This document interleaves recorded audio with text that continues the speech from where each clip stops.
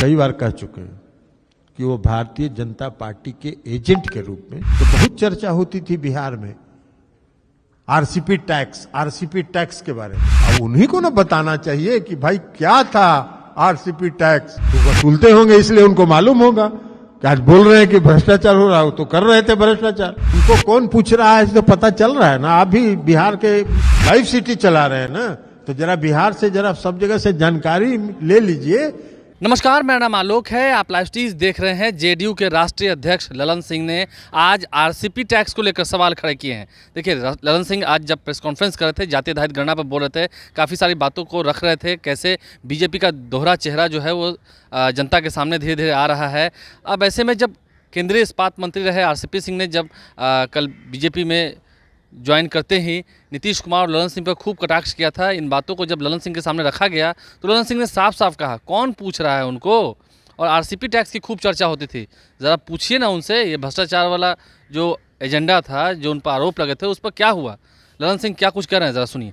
देखिए, आरसीपी सिंह साहब के बारे में हम लोग पहले से जान रहे हैं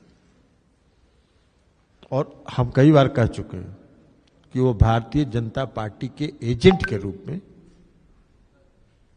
पार्टी के अंदर नीतीश कुमार जी को कमजोर करने में लगे हुए थे।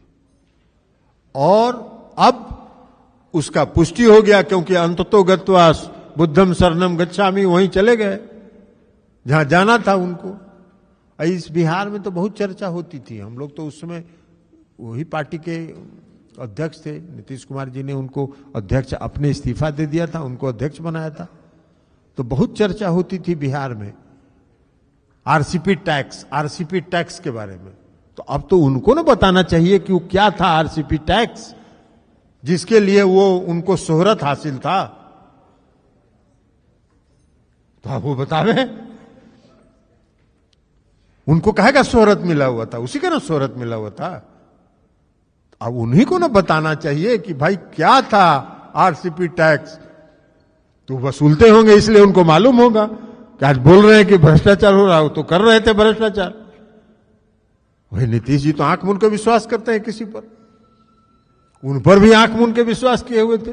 अब उस विश्वास के आड़ में आप अगर भ्रष्टाचार कर रहे थे तो देश की और राज्य की जनता जो आरसीपी टैक्स कह रही थी, वो तो सही साबित आप अपने मुंह से कर रहे हैं, खुद ही कर रहे हैं।